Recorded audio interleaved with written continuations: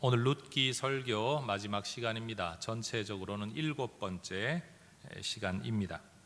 교회 설립 기념주일인 오늘 이 룻기의 이야기를, 그것도 이 마지막 결론 부분을 살펴보는 것은 룻기의 표현에 의하면 우연 속에서도 역사하시는 마침, 그 때마침에 하나님의 섭리가 있으리라 저는 그렇게 믿습니다. 오늘 본문의 말씀이 67주년을 맞이한 우리 혜성교회에 주시는 하나님의 메시지로 우리 모두 받을 수 있기를 원합니다. 룻기 내용 우리가 이미 다 잘 살펴본 것처럼 사사시대를 배경으로 한 이야기였습니다.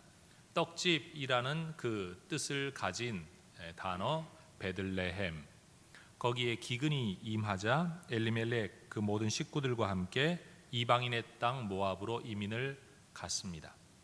그러나 그곳에서 채움을 얻지 못하고 오히려 모든 것을 잃어버리고 엘리멜렉은 세상을 떠나고 맙니다. 이방 땅에서 두 아들에게 결혼을 시켜 모압 여인 며느리를 둘을 얻었지만 두 가정 전부 다 자녀 없는 상태에서 또 그 남편들이 세상을 떠나고 맙니다. 한 집안의 남자 3명이 갑자기 떠나고 이제 3명의 과부만이 남게 된 거죠. 나오미는 한 며느리를 친정으로 돌려보내고 그래도 끝까지 따라가겠다는 룻을 데리고 고향 땅 베들레헴으로 돌아옵니다. 나오미는 자기를 마중 나왔던 사람에게 그렇게 말을 합니다. 내 이름이 나오미다. 나오미의 뜻은 기쁨입니다.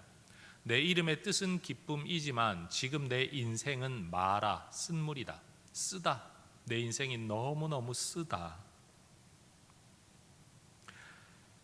여러분, 나오미의 인생은 말 그대로 그 누구로부터도 채워질 가능성이 전혀 없는, 산다고 해봐야 소망할 것이 아무것도 없는 삶이었습니다. 모든 삶의 자원을 다 까먹고 남편 잃고 두 아들 잃고 빈손으로 돌아온 늙은 과부 나오미가 고향 땅에서 할 수 있는 일은 아무것도 없었습니다. 겨우 젊은 며느리 이 룻이 추수하는 들판에 나가 곡식을 좀 얻어다가 끼니를 연명하는 것 외에는 그들이 소망을 가질 수 있는 일, 할 수 있는 일이 아무것도 없었습니다. 그런데 룻이 이삭을 줍기 위해 찾아갔던 그 많은 밭 가운데 한 밭이 마침 우연히도 보아스의 밭이었습니다. 그리고 룻이 일하는 바로 그 시간에 또 때마침 보아스가 그 밭을 찾아옴으로써 룻과 보아스가 만나게 되었고, 룻은 이삭 줍는 것을 통해서는 절대로 가질 수 없을 만큼의 많은 양의 곡식을 보아스 때문에 얻어서 집으로 돌아갈 수가 있었습니다. 이어지는 3장 내용을 통해 그의 나오미 시어머니가 어떤 계략을 세우고 그리고 율법에 근거한 도전, 말씀과 약속을 붙든 아주 위험한 도전을 통해서 보아스로 인해 그들이 돌봐주겠다는 약속을 얻게 되죠. 그리고 오늘 이 본문에서 보아스가 했던 그 약속이 이 룻과 나오미의 삶에 실현되는 이야기가 기록되어져 있습니다. 보아스가 10명의 장로들을 성문으로 청해서 공개적인 대화를 함으로써 나오미 집에 대하여 1차적인 기업 물을 자 고엘의 책임을 가지고 있었던 아무개라는 사람은 말과 행동으로 나는 이 책임을 지지 않겠다라고 선언을 합니다. 그때 아무개라는 사람은 6절에서 말씀하는 것처럼 나는 내 기업에 손해가 있을까 해서 저 나오미와 룻의 가정을 내가 책임지지 못하겠다라고 말을 했습니다. 그리고 8절에도 보면 그는 한 번 더 네가 이 책임을 가져가면 좋겠다. 그리고 신을 벗어 놓습니다. 여러분, 이렇게 신을 벗는 행동은 신명기 25장에 기록된 율법의 기원을 두고 있는 것 같습니다. 신명기 25장을 읽어보면 형제들 가운데 누군가가 세상을 떠나면 남은 형제가 떠난 형제의 모든 가족을 책임져야 되는데, 이 책임지기 싫어하면 그 성의 지도자들, 장로들이 가서 그의 신을 억지로 벗기고 그의 얼굴에다가 침을 뱉으면서 마땅히 감당해야 될 가족의 책임을 다하지 않는 나쁜 사람, 이렇게 모욕을 준다고 합니다. 그러면 사람들은 그 집안을 두고 말하기를 신 벗기운 자의 집이다 라고 말을 하면서, 단순히 신이 벗김 당했다라는 것은 신발이 없다는 뜻이 아니고 그렇게 자기가 해야 될 책임을 벗어버린 사람이라는 의미를 가지고 있었다는 거죠. 이게 시간이 흐르면서 보아스가 살던 시대에는 조금 변형이 일어난 것 같습니다. 이 아무개라는 사람은 말로 일단 내가 이 책임을 지지 않겠다고 말을 했고, 두 번째는 자기 스스로 신을 벗어 상대방에게 주었다고 말합니다. 오늘날처럼 무슨 계약서를 써서 사인을 하는 문화가 아니었기 때문에 사람들 앞에서 말과 행동으로 이 결정이 내가 책임지고 하겠다라는 것을 보여주는 하나의 문화 양식이었던 것 같습니다. 아무개가 이런 행동과 말을 함으로 인해서 이제 룻의 모든 집안, 나오미의 집안이 보아스의 책임으로 넘어오게 됩니다. 보아스는 9절과 10절에서 이제 내가 엘리멜렉의 모든 소유지, 거기에 대한 책임권을, 그리고 홀로 남겨진 여인 룻에 대한 인생의 책임권을 내가 지게 되었노라 라고 공개적으로 선언합니다. 그러자 거기 모여있던 10명의 장로들과 많은 백성들이요, 보아스를 축복합니다. 너도 아무개처럼 저렇게 짐지지 않고 살면 좀 편할 텐데, 너는 이렇게 남의 가정에 대한 짐까지 짊어지니 저 나오미와 룻이 너를 통해 참 얼마나 은혜를 입겠냐. 그런데 그런 은혜를 베푸는 너도 복 받으면 좋겠다. 그리고 3가지 축복을 합니다. 첫 번째는요, 11절입니다. 성문에 있는 모든 백성과 장로들이 이르되 우리가 증인이 되나니 여호와께서 내 집에 들어가는 여인으로 이스라엘의 집을 세운 라헬과 레아 두 사람 같게 하시기를 원한다. 룻에 대한 축복입니다. 네 집에, 네 문에 들어가는 그 여인 룻이 어떤 여인처럼 되기를 원하느냐? 야곱의 2 아내처럼. 여러분, 이스라엘은 야곱의 12아들이 12지파를 형성해서 이스라엘의 근간을 이루었습니다. 그런 면에서 이 야곱의 2 아내는요, 이스라엘 모든 지파의 어머니라고 말할 수 있는 거죠. 지금 사람들이 축복하는 겁니다. 룻이 비록 이방 여인이긴 하지만 그 여인을 통해서 많은 후손들이 태어나고 집안이 세워지면 참 좋겠다. 네 여인이 그렇게 되면 좋겠다. 두 번째는요, 보아스를 위해 축복합니다. 성경은 11절에서 계속 말하죠. 네가 에브라스에서 유력하고 베들레헴에서 유명하게 하시기를 원하노라. 저는 오늘 이 구절에서 설교 제목을 가지고 왔습니다. 한번 따라해 볼까요? 유력하고 유명하게 하시기를 원하노라. 유력하고 유명하게 하시기를 원하노라. 백성들이 보아스를 축복했던 내용입니다. 3번째는요, 그들이 이제 룻을 축복하고 보아스를 축복한 다음에 룻과 보아스의 가정에 상속자를 주셔서 이 집안이 대대로 세워지면 좋겠다라고 축복을 합니다. 12절입니다. 여호와께서 이 젊은 여자로 말미암아 내게 상속자를 주사 내 집이 다말이 유다에게 낳아준 베레스의 집과 같게 하시기를 원하노라. 여러분, 야곱의 12아들 가운데 유다 아들이 3이 있었습니다. 그런데 둘이 세상을 떠나버려서 대가 끊어질 지경에 이르렀을 때에 다말이라는 며느리로 말미암아 이 가문의 대가 이어지는 성경 이야기가 창세기에 기록되어져 있습니다. 보아스는 이때 나이가 많았습니다. 늙었습니다. 그리고 어떤 이유에서였는지 가족이 없었습니다. 이렇게 살다가 죽으면 대가 끊어지는 겁니다. 그런데 사람들이 축복하는 거죠. 이 젊은 여인으로 말미암아, 마치 유다의 가문이 젊은 며느리 다말로 말미암아 대가 이어졌던 것처럼 이 젊은 여인 룻으로 말미암아 너의 집안의 대가 이어지면 좋겠다. 보아스의 문제를 처리하기 위해 성문에 모여 있었던 10명의 장로들과 그리고 백성들은 선지자가 아닙니다. 제사장도 아닙니다. 그리고 성경은 이들이 무슨 특별한 성령의 역사나 계시나 예언을 했다라고 말하지도 않습니다. 그저 평범한 사람들이 모여서 남을 위해서 희생의 헤세드 정신으로 사는 보아스를 잘 되라고, 네가 남을 위해 이렇게 헌신하고 희생하니 참 보기 좋다. 그런데 그런 너도 잘 되면 좋겠다. 이 일 때문에 네가 어려워지지 않으면 좋겠다라는 인간적인 마음으로 축복했을 뿐입니다. 그런데 정말 놀라운 사실은요, 선지자도 아니고 예언자도 아니고 제사장도 아니고 무슨 성령의 기적적인 역사나 예언의 말을 들은 것도 아님에도 불구하고 이들의 축복의 인사는요, 보아스의 삶에 그대로 실현됩니다. 그리고 그 이후의 성경 구절 룻기는요, 바로 그들의 축복이 어떻게 실현되어졌는가를 우리에게 알려주기 위해 기록하고 있다는 말이죠. 그러니 여러분, 룻기의 4장 마지막 본문 이야기들은 전부 다 백성들의 축복이 그들의 삶에 이루어지는 내용을 구체적으로 우리에게 설명해 주고 있습니다. 자, 여러분 한번 따라 하십시다. 기쁜 마음으로 순종하는 사람을 축복하면 그대로 이루어집니다. 성도 여러분, 여러분에게 무슨 계시가 임하지 않고요, 무슨 은사를 받지 않더라도요, 하나님의 말씀에 순종하는 사람을 보면서 기쁜 마음으로 축복하면 하나님이 그 말대로 이루어 주십니다. 예수님도 말씀하셨습니다. 너희가 어느 집에 들어가면 그 집에 평안을 먼저 빌어라. 그 빈 평안이 그 집에 임할 만하면 말대로 평안이 임할 것이고, 그 집이 그런 집이 아니라면 그 복이 오히려 너에게 돌아올 거다. 여러분, 남을 축복하는 일에 미치는 일이 있습니까? 없습니까? 절대로 없습니다. 여러분, 이 세상에서 우리가 하는 말이 절대로 손해보지 않는 일, 누구도 손해보지 않는 일, 모두가 유익하게 되는 말이 무슨 말인가 하면 축복의 말입니다.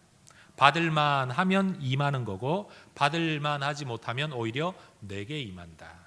그러니 여러분, 복 받기를 원하거들랑 교회 나와 앉아가지고 나 복 주세요라고 기도하기보다는요, 주변에 있는 사람들을 열심히 축복하고 다니다가 보면 여러분, 그 복이 그들에게도 임할 뿐만 아니라 어떤 복은 여러분에게도 임하게 될 거란 겁니다. 복 받는 비결입니다. 빨리 받아 적으세요. 많은 사람들이 복 받는 길을 엉뚱한 데서 찾고 있지만 성경은 이렇게 분명히 가르쳐 주고 있습니다. 그러면 이들이 빈 복이 어떻게 보아스의 가문에 임했는지 한번 살펴보죠. 드디어 보아스와 룻이 결혼을 합니다. 여러분, 유력한 남자와 현숙한 여인이 결혼을 한 겁니다.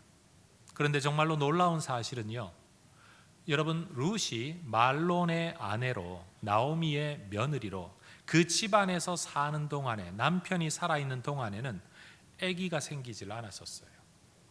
룻만 그런 게 아니라 기럧도 자식이 없었어요. 그런데 놀라운 건 룻이 보아스와 결혼하자 즉각 애가 들어섰다는 사실이에요. 성경은 이렇게 기록을 합니다. 13절, 이에 보아스가 룻을 맞이하여 아내로 삼고 그에게 들어갔더니 여호와께서 그에게 임신하게 하심으로 그가 아들을 낳은지라. 여러분, 룻에게 아들을 주시고 보아스에게 아들을 주신 분은 누구입니까? 여호와께서, 하나님입니다.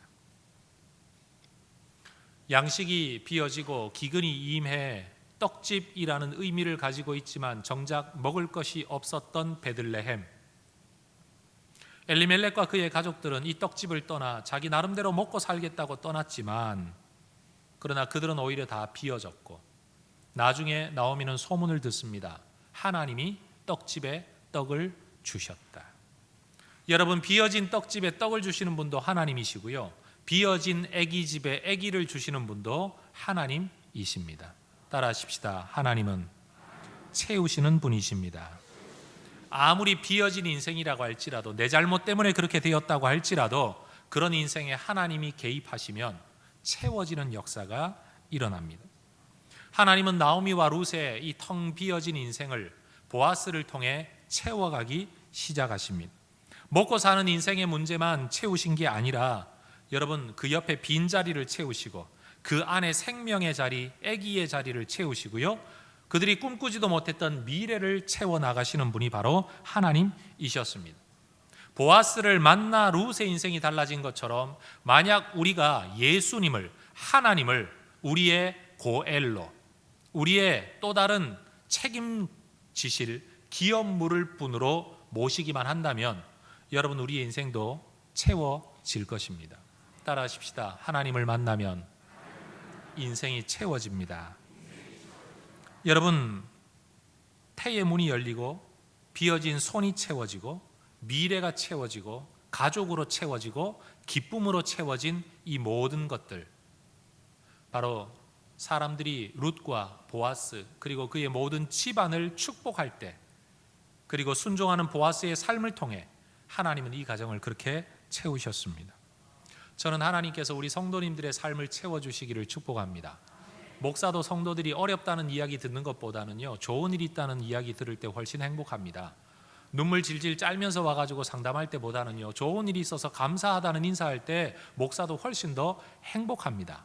저는 성도 여러분들에게 이 성경 구절이 실현되면 참 좋겠습니다. 시편 23편 5절의 말씀입니다. 주께서 내 원수의 목전에서 내게 상을 차려주시니 내 잔이 넘치나이다. 따라하십시다. 내 잔이 넘치나이다. 여러분의 인생의 잔이 하나님 때문에 넘쳐나시기를 축복합니다. 혹시 여기 하나님 아직 제대로 믿지는 않지만 교회 방문해 보신 분, 또는 어떤 이유에서든지 아직도 믿음이 확고하게 세워지지 않은 분이 계시다면 여러분 기억하십시오. 세상에 여러분의 인생을 채워줄 사람이 있다면 찾아가세요. 왜냐하면 찾아가면 도움 줄 테니까. 세상에서 누군가가 여러분의 인생을 채워줄 수 있다면 도움을 얻으십시오. 여러분, 이건 문제가 아닙니다. 죄가 아닙니다. 잘못이 아닙니다. 그러나 기억하십시오. 세상 어디에서도 채울 수 없는 것을 채우고 싶다면 하나님 앞으로 나오시기 바랍니다. 우리 하나님은 채우시는 하나님이십니다. 뿐만 아닙니다. 성경 룻기 1장을 읽어보면 거기에는 나오미가 비어진 삶으로 돌아와 여인들 앞에서 탄식을 하죠. 그런데 4장에서는요, 똑같은 나오미의 삶을 두고 나오미가 탄식하는 게 아니라 채우시는 하나님 때문에 여인들이 찬송합니다. 14절 이하는 이렇게 기록합니다. 여인들이 나오미에게 이르되 찬송할지로다. 여호와께서 오늘 너에게 기업 물을 자가 없게 하지 아니하셨도다. 이 아이의 이름이 이스라엘 중에 유명하게 되기를 원하노라. 이는 내 생명의 회복자이며 내 노년의 봉양자라. 곧 너를 사랑하며 7 아들보다 귀한 내 며느리가 낳은 자로다. 여러분, 룻의 삶은 보아스가 책임져 준다고 할지라도 어떤 면에서 나오미는 그 행복을 옆에서 보는 자, 내가 지고 가야 할 짐을 보아스가 대신 져준 것밖에는 되지 않을 겁니다. 그런데 오늘 성경은 말합니다. 보아스와 룻 사이에서 태어난 이 아이가 어찌 보면 생물학적으로는요, 나오미하고 아무 상관이 없어요. 아들이나 딸이 나왔으면 피라도 섞였다고 말하지만 아들은 죽어버리고 며느리 홀로 남았다가 이 며느리가 딴 남자와 결혼해서 애를 낳았으니 여러분, 생물학적으로 보면 나오미와 이 아이는 아무 상관이 없잖아요. 그런데 하나님의 율법의 말씀 안에서 이 아이는 어떤 자이냐? 바로 엘리멜렉의 뒤를 잇고 나오미를 봉양할, 나오미의 인생을 회복시켜줄 진정한 고엘로 이 아이가 태어났다라고 사람들이 노래하고 있는 겁니다. 그래서 여러분, 이 이야기는 보아스와 룻이 낳기는 했지만 자라날 때는 나오미가 이 아이를 길러냅니다. 성경 16절은 말하죠. 나오미가 아기를 받아 품에 품고 그의 양육자가 되니. 그리고 놀라운 일이 있죠. 대부분의 이름은 아버지가 지어주든지 어머니가 지어주든지 가족 중에 누가 지어주는데 성경 17절을 보십시오. 그의 이웃 여인들이 그에게 이름을 지어줍니다. 뭐라고요? 오벳이라고 지어줍니다. 의미가 뭡니까? 나오미에게 아들이 태어났다라는 이유 때문에 이 이름을 지어줍니다. 그런데 여기서 말하는 아들은 진짜 아들을 말하는 게 아니고요, 나오미의 인생의 소망이요, 그의 후손이요, 그의 인생의 봉양자, 그를 섬길 아이가 태어났다라는 점에서 오벳이라는 의미는요, 섬기다라는 의미를 가지고 있어요. 나오미를 섬길 자로 이 땅에 태어난 귀한 생명. 이 아이 때문에 그 이름의 뜻이 기쁨이었던 나오미, 그러나 정작 그의 삶은 마라, 쓴물이다, 쓰다라고 말했던 나오미의 인생이 비로소 이름 그대로 기쁨으로 회복됩니다. 여러분, 우리 하나님께서 우리를 회복시키실 때 우리의 꿈꾸던 삶이 회복되어질 줄로 믿습니다. 여러분, 여러분이 꿈꾸고 기도하는 삶은요, 여러분의 능력으로만 되는 게 아니고 여러분의 소원 때문에 되는 게 아니고 하나님께서 함께 하셔서 열어주시고 도와주실 때 우리의 꿈꾸던 삶이 나오미가 나오미답게 살 수 있도록 기쁨을 가지고 살기를 꿈꾸었던 부모가 이름을 그렇게 지어준 그 삶이 진짜 기쁨으로 돌아갈 수 있도록 하는 것은 부모가 아니라 하나님이시라는 거예요. 여러분, 부모는 소망을 가지고 우리의 이름을 지어주지만 그 이름대로 살 수 있도록 은혜를 베푸시는 분은 하나님이십니다. 따라하십시다. 하나님은 회복시키십니다. 여러분, 우리 하나님은 채우시고 우리 하나님은 회복시키십니다.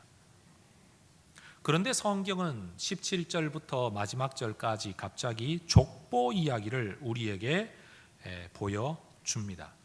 여러분, 교회 다니는 모든 사람들은 대부분 한두 번은 족보에 걸려 엎어져 본 사람들입니다. 저도 성경을 처음 읽으려고 할 때 잘 모르니까 신약 성경부터 읽으라 그래서 신약 성경을 읽는데 마태복음 1장을 읽기 시작하는데 누구는 누구를 낳고 누구는 누구를 낳고 누구는 누구를 낳고, 여러분 이게 30 몇 가정이나 나오니까 여러분 이게 읽다가 접고 읽다가 접고 읽다가 접고 나중에는 1장 건너뛰고 읽고. 교회 다니는 사람들은 이 족보가 성경에는 기록되어져 있지만 사실 거기서 은혜를 받거나 하기는 참 힘든, 이거 왜 기록했지 싶은 내용들입니다. 그런데 그 족보를 오늘 룻기가 다시 기록하고 있어요. 우린 한 가지 질문을 해봐야 됩니다. 만약 이 룻기 이야기가 자연적으로 끝맺음을 하려면요, 엘리멜렉 죽어버렸고 두 아들 죽어버려서 이 가정을 책임지고 대를 이어줄 사람 없는 상태에서 이 가정의 기업을 대신 물러주며 대를 이어줄 사람으로 보아스가 들어왔다면 나머지 족보에는요, 엘리멜렉 후손으로서의 족보가 기록되어야 합니다. 그래야 정상이잖아요. 보아스 때문에, 보아스의 헤세드 때문에 이 가정이 이렇게 회복되어 졌다, 이렇게 기록되어져야 참 스토리가 자연스러운 겁니다. 그런데 오늘 본문의 족보를 보면 엘리멜렉의 족보가 아니고 이건 보아스의 족보예요. 그럼 우리는 궁금함을 가져야 되죠. 왜 여기에 엘리멜렉의 족보가 나오지 않고 보아스의 족보가 기록되어 있을까? 우리는 이 질문에 대한 해답을 11절에 나타났던 백성들의 축복에서부터 찾아야 될 것 같습니다. 왜냐하면요, 백성들이 축복한 내용이 어떻게 실현되어지는가를 기록하는 것이 그 이후 13절 이후의 룻기 기록의 목적이었기 때문에 룻기 전체로 봐서는 엘리멜렉의 족보가 나오는 게 맞지만 그런 헌신의 삶을 살고 엘리멜렉의 집안을 세워주는 보아스가 어떻게 복을 받는지를 기록해 놓아야 순종하는 하나님의 사람들이 그 의미와 값을 알게 될 것이기 때문에 바로 그런 의도에서 보아스의 족보를 기록하고 있다는 거죠. 여러분, 말씀에 대하여 헌신하고 순종하면 그것은 내 것을 잃어버리는 것으로 끝나지 아니하고 내가 하나님의 집을 세우면 하나님이 우리의 집을 세우시죠. 여러분, 이건 다윗의 경우에도 분명히 드러납니다. 다윗이 하나님의 성전을 위해 뭔가를 해보려고 할 때, 하나님의 집을 세우려고 할 때 하나님은 다윗의 집안을 세워주셨습니다. 이건 하나님의 성품입니다. 오늘 본문을 보면 이 보아스의 후손 가운데 다윗이 태어났다라고 기록되어져 있죠. 보아스가 다윗을 낳게 하려고 룻과 결혼한 거 아닙니다. 보아스가 하나님 나라에서 의미 있는 기여를 하려고 룻을 아내로 맞아들인 건 절대 아닙니다. 그냥 소박하게 자기의 삶 안에서 어려운 가정 책임지는 순종의 삶을 살려고 했던 것뿐인데, 그가 죽고 난 다음에 후손의 대를 이어가다 보니 하나님이 그 선한 보아스의 가문에 다윗을 태어나게 하시더라. 바로 이겁니다. 여러분, 우리가 하나님의 뜻을 따라 순종의 삶을 살면 하나님이 우리를 채우시고 회복시키시고 세워가실 줄 믿으시기를 바랍니다. 여러분, 세상에서도요, 나쁜 사람은 아예 말할 필요가 없고요, 정말 멋진 사람이라면 자기를 위해 희생하고 헌신하는 사람을 위해 자기가 베풀 수 있는 모든 것들을 베풀어 주는 게 마땅한 도리 아닙니까? 그렇죠? 남은 나를 위해 죽도록 고생시켜 놓고 나는 마땅한 대가도 지불하지 않는 악덕 기업주 같이 살면 절대 안 되잖아요. 그런데 우리 하나님이 그런 악덕 기업주가 아니시라는 거죠. 좋으신 아버지, 우리 하나님은 하나님이 명령하셨기 때문에 순종하면 그게 우리의 의무라서 그걸로 끝나도 상관없는데, 순종을 하면 꼭 거기에 상을 덧붙여 주신다. 이게 보아스의 가문을 통해 하나님께서 우리에게 알려주시는 내용입니다. 여러분, 구약 성경을 보면 아브라함의 후손에게서 메시아가 태어날 것이라는 예언이 그렇게 대를 이어 족보가 계속 진행되어지다가 창세기 39장에서 이 유다 그리고 그 아들 베레스까지 족보가 나오고는요, 그 이후로 족보가 등장하지 않아요.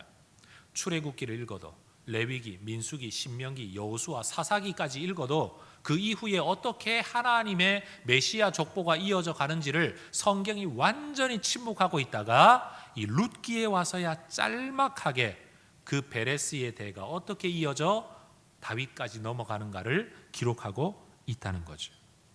여러분, 보아스는 다윗의 증조부가 되었습니다. 그 족보가 바로 본문에 기록되어져 있는 내용이에요. 여러분, 이스라엘 역사를 놓고 보면 소망 없이 모두가 자기 소견에 옳은 대로 살아서 정말로 역사가 점점 깜깜해져 간다, 기대와 소망이 완전히 없는 시대로 변해가는 그 속에서 이스라엘 나라의 기반을, 이스라엘의 종교적 기반을 확립하고, 여러분, 모든 백성들로 하여금 하나님을 예배할 수 있도록 예배 제도까지 완전히 세팅하는 사람이 누구냐? 다윗입니다. 다윗. 이스라엘 역사를 여는 사람 다윗. 근데 그가 누구에게서 태어났냐? 순종하는 하나님의 사람 보아스에게서 태어났다는 말입니다. 성도 여러분, 오늘을 순종으로 살아서 하나님이 여러분의 집안을 이렇게 귀하게 세워주시기를 주의 이름으로 축복합니다. 보아스는 살아있을 때 증손자 본 건 아닙니다. 그냥 자기 시대를 살았을 뿐이에요. 그런데 성경을 기록하는 사람은 이렇게 순종의 삶을 산 사람의 역사가 어떻게 하나님이 쓰시는가를 우리에게 알려주고 싶었던 거죠. 여러분, 교회를 위해 충성하는 사람들 때때로 정말 힘들게 살다가 교회를 위해 충성하는데도 왜 저렇게 살다가 저렇게 비참하게 세상을 떠나지? 라고 싶은 그런 사람들 종종 있습니다. 그런데 역사를 그것만 보면 정말 비참하다, 그렇게 살 필요 없다 싶지만요, 그게 대를 이어서 긴 역사를 들여다보면 그들의 희생이 결코 희생으로 끝나지 않는다, 그들의 개죽음이 절대 개죽음으로 끝나지 않는다는 사실을 우리는 알게 된다는 거죠. 여러분, 우리나라의 첫 피를 흘렸던 토마스 선교사님도요, 아내를 잃고 난 다음에 시리에 빠져서 20대 중반이었어요. 아내 잃은 지. 여러분, 얼마나 마음이 아프겠어요. 그 젊은 나이에 그 젊은 아내를 잃어버렸는데, 그것도 선교하러 나와서 중국 땅에서 하나님 위해 살겠다고 말했는데 아내가 병 걸려 죽고 나니까요. 인생 정말 방황하다가 한국 이야기를 듣고, 여러분, 성경 전하겠노라고 성경책 싸질머지고 들어와가지고 대동강변에서 성경책 하나 전해주고 죽고 말았습니다. 세상 하는 말 그대로 개죽음 아닙니까? 그 인생에 돌아온 게 뭐가 있습니까? 그런데 여러분, 우리는 압니다. 그 헛된 죽음이 한국 교회를 오늘까지 있게 만들었다는 사실을, 그리고 그들의 후손과 그를 기억하는 수많은 선교사들이 엄청나게 전 세계로 그 사람 때문에 영향을 받고 전 세계로 나아가게 되었다는 사실을 말이에요. 여러분, 세계 선교 역사에는 이런 이야기가 굉장히 많습니다. 당장 보면 억울하고 비참하고, 그런데 긴 역사를 놓고 보면 하나님의 놀라운 섭리가 거기에 담겨 있는 것을. 교회를 위해 충성하고 헌신했더니 내 가정 다 깨지고 집안 어려워지고 내가 전 재산을 바쳐 교회를 섬겼는데 교회는 나를 돌보지도 않고, 그래서 여러분, 때로는 당사자 또는 자녀들이 교회를 떠나거나 믿음을 떠나는 일들이 종종 한국 교회 안에 있습니다. 외국에도 그런 경우가 있습니다. 그러나 우리는 압니다. 몇 대가 지나고 나면 언젠가 누군가는 그렇게 고백하죠. 하나님께서 이렇게 하시려고 그때 베풀지 않으셨다는 사실을. 마치 요셉이 팔려가고 종이 되고, 여러분 누명 쓰고 감옥에 던져지고 사람들에게 외면을 당해서 인생을 허비하는 것처럼 보여지지만, 바로 그것이 바로 왕 앞에 서서 그가 이집트의 둘째 치리자가 될 수 있도록 하나님이 만드시기 위한 하나님의 섭리라는 사실을요. 우리는 하나님이 꼭 은혜 가운데만 우리를 이끌어 주시기를 기대하지만, 때로는 배신을 통해서도, 때로는 죽음을 통해서도, 때로는 희생을 통해서도 우리 하나님은 하나님의 뜻을 이루어 가신다는 사실이에요. 그런데 여러분, 한 가지 제가 더 드리고 싶은 말씀은요, 오늘 본문의 보아스, 그는 오벳의 아버지였고 다윗의 증조부였다라고 성경이 기록을 하고 있습니다. 그런데 마태복음에 나타난 예수님의 족보를 함께 읽어가다가 보면 우리는 정말 놀라운 사실을 하나 알게 됩니다. 제가 오늘까지 7번의 룻기 설교를 하면서 이 이야기를 하고 싶어서 목구멍이 얼마나 간질간질했었나 몰라요. 근데 바로 오늘 이 시간을 위해서 제가 아껴둔 이야기가 하나가 있죠. 그게 뭘까요? 마태복음 1장 5절과 6절 족보에는 이런 구절이 등장합니다. 살몬은 라합에게서 보아스를 낳고, 보아스는 룻에게서 오벳을 낳고, 오벳은 이새를 낳고, 이새는 다윗 왕을 낳으니라. 질문합니다. 보아스의 어머니는 누구입니까? 바로 여리고성의 기생 라합인 겁니다.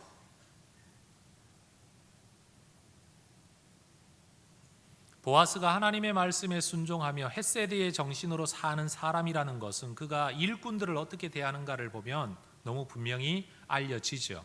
우리는 보아스가 순종하는 하나님의 사람이라는 것을 알고 있습니다. 그런 보아스가 왜 굳이 이방 여인, 모압 여인 룻에게 그렇게도 호의를 베풀었을까? 늙은 부자 영감이 젊은 과부한테 눈이 뿅 빠져가지고 그런 게 아니고, 어머니의 하나님을 내 하나님으로, 어머니의 백성을 내 백성으로 내가 그렇게 살겠습니다라고 결단하고, 한 번도 살아본 적도 없고 어떤 인생이 기다리는지도 모르고, 더군다나 모든 것 탕진한 늙은 시어머니 따라가서 사는 삶에 어떤 소망도 없을 거라는 걸 너무나도 분명히 알면서도 룻이 나오미를 따라 이 베들레헴에 온 이야기를 보아스가 들었을 때, 여러분, 보아스는 룻의 이야기를 듣는 게 아니라 어머니의 이야기를 들었을 거라는 거죠. 여리고성의 기생으로 살면서, 기생이라고 하면 뭐 나쁜 의미는 아니고 여관집 주인입니다. 여리고성의 여관집 주인으로 살면서 어떤 의미에서 보면 동족을 배신하고 진짜 살아계신 그 하나님 내가 섬겨야 되겠다 결심하고 이방 여인으로서 유대인의 땅에 들어와 가나안 정착 과정에서 함께 살았을 라합. 살몬이라는 남자를 만나 결혼을 하기는 했지만 그는 아마 유대인들 속에서 계속 이방인이라는 어떤 아픔을 가졌을지도 모르는 거죠. 그러니 여러분, 보아스의 입장에서는요, 룻을 볼 때마다 어머니가 보이는 거죠. 왜 사람마다 그런 게 있잖아요. 어떤 일에 대해서는 굉장히 모질고 매정하고 딱 끊는 사람이 어떤 문제에 대해서는 왜 그렇게 단호하게 끝맺음을 못하나, 마음속에 어떤 아픔, 연결되어질 수밖에 없는, 내가 그것을 이성적으로 처리할 수 없는 어떤 이유가 사람들 마음속에 종종 있잖아요. 보아스에게는요, 이방 여인이라는 이 말이, 가족을 떠나고 동족을 떠나 유대 땅에 와서 사는 이방 여인이라는 이 말이 여러분 보아스에게는 남다르게 느껴지는 거죠. 그러니 룻에 대하여 은혜를 베풀고 계속 베풀고서도 부족한 겁니다. 그가 왜 굳이 그렇게까지 행동을 하냐 설명할 수 있는 이유 딱 한 가지는 바로 그가 라합의 아들이었다는 사실이죠. 성도 여러분, 사람마다 자기가 살아온 삶의 어떤 배경 이야기가요, 남은 하지 못하는 일을 능히 할 수 있게도 만들어주고, 남들은 다 좋다고 쫓아가는 어떤 일을 나는 그 일을 하지 않을래 라고 포기하게 되는 이유가 되기도 합니다. 어떤 경험 말이에요. 저는 그런 점에서 우리 성도님들에게 이런 말씀 드리고 싶습니다. 여러분, 오늘 너무 견디기 힘든 어떤 아픔, 상처, 고통, 어떤 사람은 그것이 내가 성공하지 못하는 이유가 되고 내가 막 가는 인생을 살게 되는 이유로, 그래서 자기 인생을 파괴적으로 만들어가는 명분이 되기도 하지만, 어떤 사람은요 그 아픔과 고통을 잘 이겨내면서 믿음 붙들고 말씀 붙들고 이겨낸 다음에 그 아픔을 가지고 있는, 똑같은 아픔을 가지고 있는 다른 사람을 품어주는 사람으로 성장하기도 한다는 사실이에요. 어렸을 때 정말 못 먹고 자라나서 나중에 성공한 사람들은요, 가난한 사람이 그냥 보여지지 않는 거죠. 게을러서 그래 이렇게 말할 수 없는 거예요. 일단은 베풀고 보죠. 여러분, 어려서 배우지 못했던 아픔을 가진 사람은요, 가지지 못해서 배우지 못하는 어떤 사람들을 볼 때마다 그냥 보이지가 않는 거죠. 뭐라도 해주고 싶은 마음이 생기는 거죠. 한번 따라해 볼까요? 상처도 은사가 될 수 있습니다. 상처도 은사가 될 수 있습니다. 사실은 저도 그렇습니다. 믿지 않는 가정에서 목사가 되겠노라고 꿈을 꾸고 이 길에 들어선 이후로 지금까지 목회 길에 대하여 내가 진지하게 여쭤볼 수 있는 어른이 없고, 내 인생을 상담할 수 있는 멘토도 없고, 내 삶의 길을 가지고 내 속마음을 털어놓아도 나를 질책하거나 책망하는 게 아니라 있는 그대로 나를 받아주면서 너는 이런 장점이 있어, 너는 이런 약점이 있어, 하나님은 너에게 이런 길을 주시는 것 같아 라고 인도해 줄 수 있는 그 누군가가 제 인생에 없어서요, 제가 늘 가슴에 쌓고 사는 일이 뭔가 하면 우리 부교역자들과 후배들에 대한 부담이에요. 그건 왜 그러세요? 사실 어떤 분은 그렇게 말을 해요. 목사님, 그 쓸데없는 고민을 왜 그렇게 지고 사십니까? 지 인생 지가 살라고 내던져 두지. 저도 알아요. 머리로는 그렇게 내버려두면 지 인생 지가 살면 되지. 그런데요, 제 마음은 뭐라고 말씀하는 줄 아세요? 볼 때마다 저놈은 얼마나 혼자 한숨을 쉴까?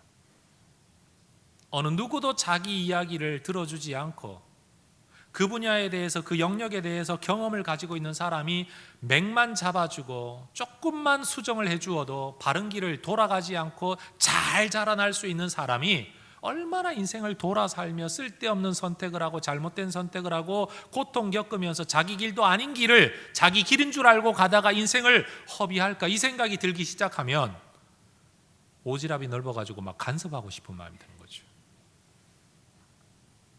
그래서 제가 우리 부교역자들에게 가장 많이 하는 말은요, 일 잘하라 라는 말이 아니고요, 너 뭐 하면서 살래? 너는 뭐 하고 싶니? 네가 살고 싶은 인생은 진짜 어떤 거냐? 끊임없이 묻습니다. 계속 묻습니다. 그러면 이 친구가 어느 방향으로 살고 싶은지를 듣게 되고 알게 되고, 그러면 그 방향으로 살고 싶으면 지금 이거는 네가 할 일이 아니야. 이 일을 한번 해봐라. 심지어 저는 우리 교회에서 교역자를 내보낸 적도 있는데요, 이유는 그거였어요. 네가 그런 삶을 살고 싶다면 우리 교회에 있으면 안 된다. 네가 내 마음에 안 드니까 나가라가 아니고, 네가 그런 인생을 살고 싶다고 한다면 우리 교회는 그런 무대가 없다. 여기 계속 있어봐야 헛수고하는 거다, 시간 허비하는 거다. 길을 찾아라.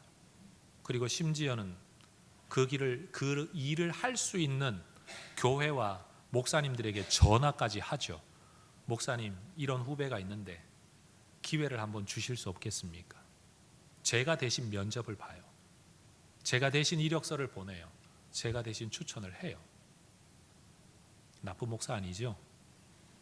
반응이 없으세요, 이렇게?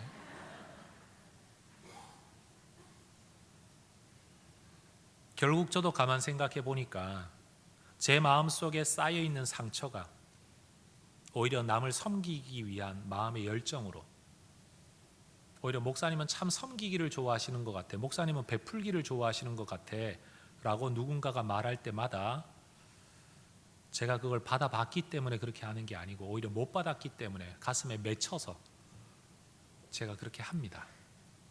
성도 여러분, 우리 모두 가진 것으로도 남을 섬길 수 있지만요, 어쩌면 그 가진 것 가운데 어떤 것은 상처일 수도 있고 아픔일 수도 있지만 그것도 은사가 될 수 있습니다.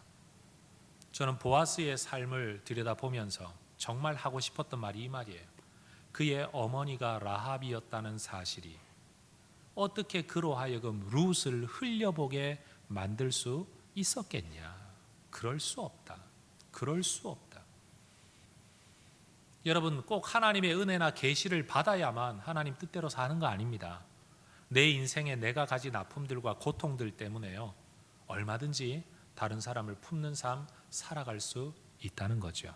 다시 한번 따라해 볼까요? 상처도 은사가 될 수 있습니다. 꼭 그렇게 사용하시기를 주의 이름으로 축원합니다. 오늘 보아스와 룻의 이야기를 보면 평범한 사람들의 이야기 속에 하나님의 역사가 이루어져 가는 것을 우리는 볼 수 있습니다.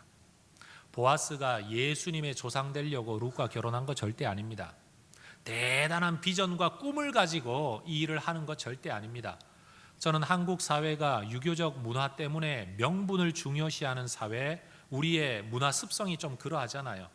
명분을 중요시한다는 것 때문에 여러분, 구체적인 오늘 내 책임과 내 역할은 뒷전으로 밀어놓고 아주 그냥 큰 이야기와 거대한 이야기만 떠들어대면 그것이 마치 내 삶인 것처럼, 내 존재가 그렇게 위대한 사람인 것처럼 우리는 그렇게 착각해서 사는 경우가 많은 것 같아요.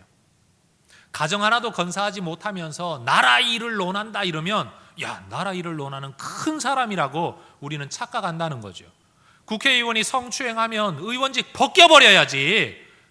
여러분, 다른 사람의 인격 하나도 지켜주지 못하는 사람이 어떻게 나라를 지킨단 말입니까? 그런데 한국 사회는 큰 일을 하다 보면 그런 흠이 좀 있어도 덮어줘야지. 그런데 오늘 보아스와 룻의 이야기는 우리 하나님이 어떤 하나님인가를 보여주죠. 큰 꿈을 꾸고 위대한 비전을 가지고 어마어마하고 거대한 프로젝트를 진행함으로써 하나님 나라에 쓰임받는 게 아니고 오늘 내 눈앞에 보여지는 한 가난한 여인의 가정을 책임지는 그 삶을 통해 예수님의 족보와 집안이 세워져 가더라. 하나님 나라를 꿈꾸다가 한 가정을 책임지는 게 아니고 한 가정을 책임지다가 보니 하나님 나라를 세워 가더라. 성도 여러분, 여러분의 가정, 여러분의 직업, 여러분의 삶, 제가 정말 하고 싶은 말은 여러분 자신의 인격과 존재에 대해서 여러분 충실하시기를 주의 이름으로 축원합니다. 거대한 하나님의 나라 이야기 안 해도 상관없습니다. 해성교회가 대한민국을 위해 어떤 기여와 헌신을 할 수 있을 것인가, 여러분 그런 이야기 안 해도 됩니다. 우리에게 주어진, 우리 주변에 있는 하나님이 우리에게 마음을 주시는 어떤 사역들과 일들에 그저 성심성의껏 신발 벗어서 나는 그런 부담 지기 싫다가 아니라 왜 굳이 그렇게까지 하냐라고 말하는 사람들 앞에서 사랑과 헤세드의 마음을 가지고 사는 것, 여러분 그게 하나님 나라를 위한 기여라는 겁니다. 여러분이 해야 될 책임 다 내려놓고 가정주부가 집안 살림 돌아보지 않고 교회 일하는 것 성경적이지 않습니다. 여러분 남자 성도님들이 교회 일 한답시고 집안에서 아이들하고 시간 보내지 않고 그저 교회 일 핑계 대면서 집안에 아내와 시간 보내는 것, 자녀와 시간 보내는 것, 집안에 일 돕는 거, 이거 회피하는 거, 이거 성경적이지 않습니다. 하나님은요 큰 꿈을 꾸고 여러분 그런 사람을 사용하시는 게 아니에요. 정치하는 사람들을 만나보면요 제가 늘 느끼는 공통된 하나의 마음의 느낌이 있어요. 그게 뭔가 하면 다들 구름 위를 살아가는 것 같아요. 현실 이야기는 하나도 없고요, 막 구름 잡는 이야기만 어마어마하게 하고요, 자기 말 한마디면 막 대한민국이 움직이는 것처럼 떠들고 있는데 저는 그분을 알거든요.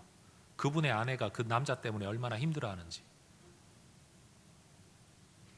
그 자녀들이 그 사람 때문에 얼마나 힘들어하고 있는지를 알거든요. 어떻게 그 사람을 좋게 평가할 수가 있겠습니까? 오늘 보아스는 분명히 우리에게 진리를 보여줍니다. 오늘 내 눈앞에 있는 사람에게 은혜를 베푸는 것이 예수님의 족보를 세워가는 일이 되더라. 오늘 내게 맡겨진 이 일에 충성되는 것이 하나님 나라에 기여하는 일이 되더라. 여러분의 존재, 여러분의 삶, 여러분의 직업, 여러분의 가족, 그리고 여러분에게 주어져 있는 직분, 여러분 거기에 충실하시기를 축복합니다. 루키는 장례식 이야기로 시작을 해서 결혼식 이야기로 끝을 맺죠. 기근으로 시작해서 풍족함으로 끝을 맺어요. 눈물과 탄식으로 시작해서 찬송으로 끝을 맺습니다. 그리고 한 개인의 이야기로 시작해서 하나님 나라의 족보로 끝을 맺습니다. 여러분의 삶이 이렇게 되기를 축복합니다.